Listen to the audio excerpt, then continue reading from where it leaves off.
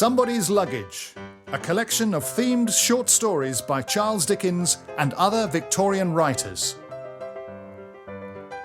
Eminent London head waiter Mr. Christopher has discovered and purchased a mysterious set of luggage that had been abandoned by its owner in the private hotel and dining establishment where he works.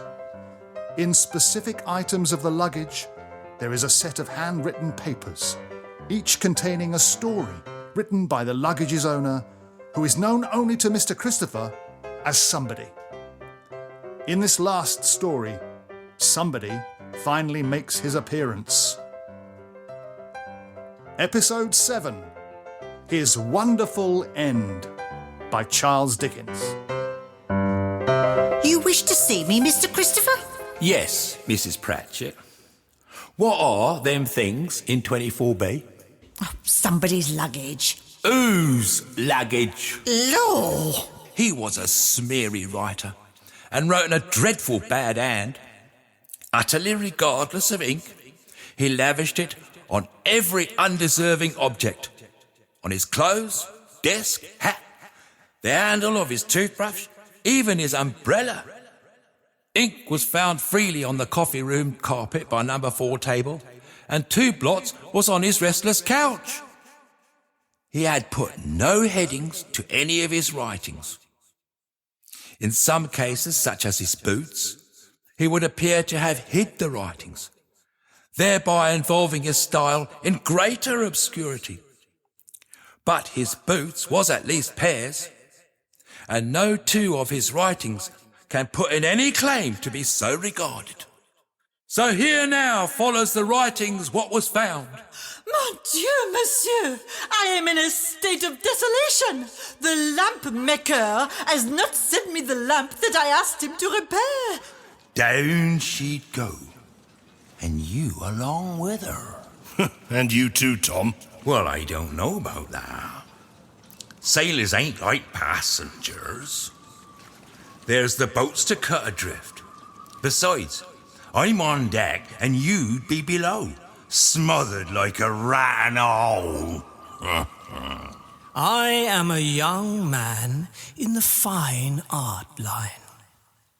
You have seen my works over and over again, have been curious about me and think you have seen me. Now, as a safe rule, you never have seen me, and you never will. Oh, come, old fellow, none of that. The smell of the place makes me sick. I get cramp in my legs from sitting on that high stool. Hold hard, Dick. I won't have you say another word. How dare you talk like that to me? My dear Billy. Don't you dear Billy me. We know it very well. You give a ball tonight, and from our house we can see the lights and faintly hear the music. Then, if I accept the loan of the beautiful china bowl, I must ask a favour in return. I will promise to perform it, Mr. Blorridge, for I feel sure that you will not ask anything that I may not promise to perform. It may not have been ere now perceived that I sold these writings, but I did. And they have been accepted, despite their smeary, smudgy presentation. Having parted with them on most satisfactory terms, I resumed my usual functions, waitering. But too soon I discovered that peace of mind had fled from a brow that up till then, time had merely took the air off, leaving an unruffled expanse within. It were superfluous to hide it. The brow to which I allude is my own. Over that brow, queasiness gathered like the sable wing of the fabled bird. The reflection that the writings must now inevitably get into print, and that the somebody in whose luggage I had found the writings might yet live and meet with them. The elasticity of my spirits departed. Fruitless was the bottle, whether wine or medicine. I had recourse to both, and the effect upon them upon my system was witheringly lowering. Whatever could I say if he, the unknown somebody, was to appear in the coffee room and demand reparation? One forenoon in this last November, I received a turn that appeared to be given to me by the finger of fate and conscience. hand in hand. I was alone in the coffee room, and had just poked the fire into a blaze and was standing with my back to it. Mr. Christopher, the head waiter. The same. The proofs? The proofs. A-Y-R. A-Y-R. And you remember? Was that his meaning? At your risk? Were the letters short for that reminder? Anticipate your retribution? Did they stand for that warning? I opened the packet and found the contents were the printed writings. In vain was the reassuring note for AYR, the publication called All the Year Round. It could not cancel the proofs. Too appropriate a name. The proofs of my having sold the writings. My wretchedness daily increased. I had not thought of the risk I ran and the defying publicity I put my head into until all was done and in print. And I could not give up the money to be off the bargain and prevent publication. My family was down in the world. Christmas was coming on. A brother in the hospital and a sister in the rheumatics could not be entirely neglected. And it was not only the ins in the family that had told on the resources of one unaided waiter. Outs were not wanting either. A brother out of a situation, another brother out of money, another out of his mind, and another out in New York. Though not the same, though it might appear so. These had all really and truly brought me to a standstill until I could turn myself around. I got worse and worse in my meditations, constantly reflecting on the proofs, and that when Christmas drew nearer and the proofs were published, there could be no safety from hour to hour, but that he might confront me in the coffee room and, in the face of day and his country, demand his rights. It was November still, but the last echoes of Guy Fawkes had long ceased to reverberate. We were slack in the coffee house, several joints below our average mark and wine proportionate.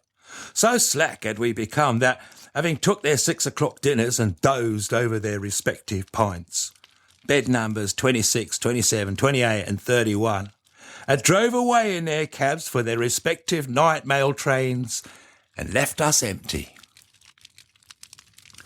I had took the evening paper to number 6 table, which was warm and most to be preferred, and lost in the all-absorbing topics of the day, had dropped into a slumber.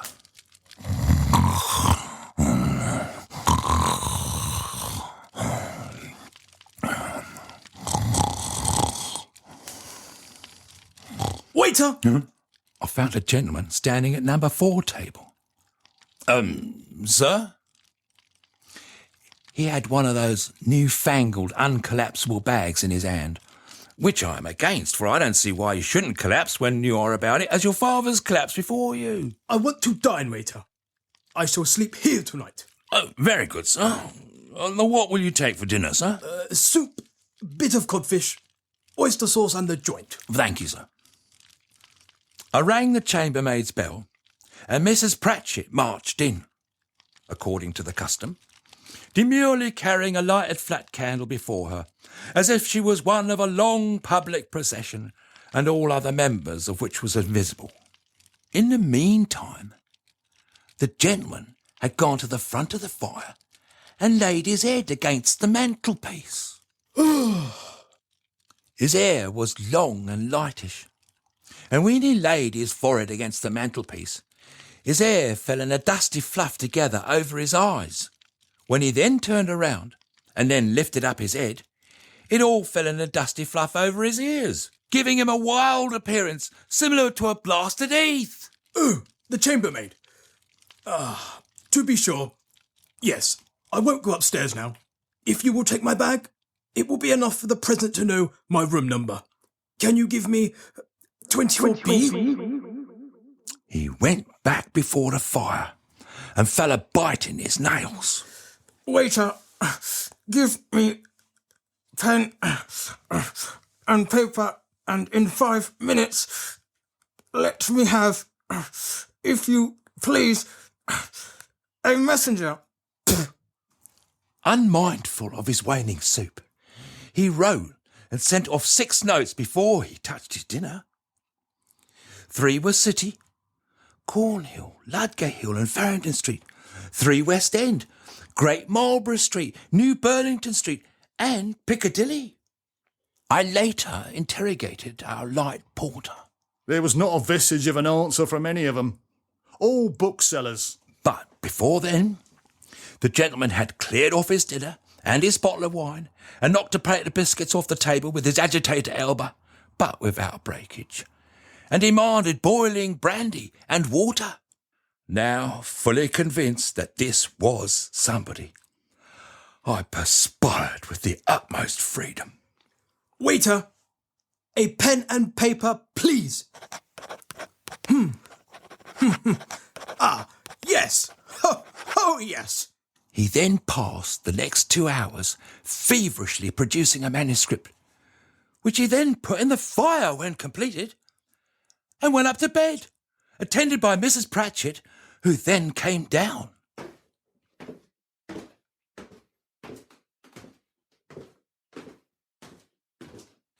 What happened? His eye was rolling into every corner of the passages and staircases as if in search of his luggage.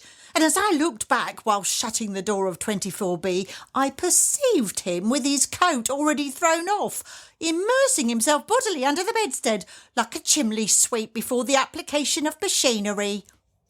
After for myself the horrors of that night, the next day was very foggy in our part of London, inasmuch as it was necessary to light the coffee room.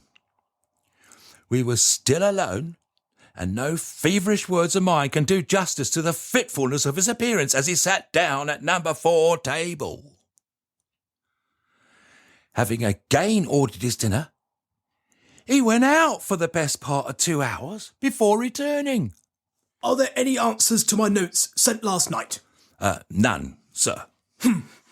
Bring me some mulligatawny soup, the cayenne pepper and orange brandy. Feeling that the mortal struggle was now at hand, I also felt that I must be equal to him, and with that view resolved that whatever he took, I would take, behind my partition, but keeping my eye on him over the curtain.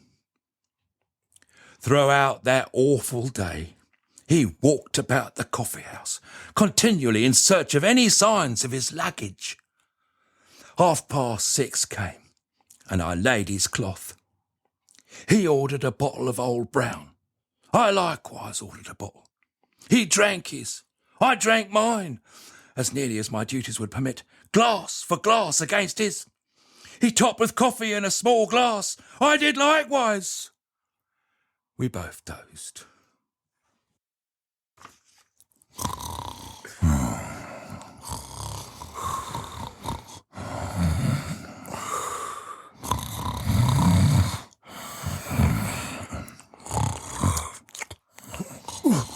Waiter! My bill? The moment was now at hand, when we two must be locked in deadly grapple. Swift as the arrow from a bow, I had formed my resolution. It was to be that I would be the first to open up the subject with a full acknowledgement and would offer any gradual settlement within my power. He paid his bill with his eye rolling about him to the last for any tokens of his luggage.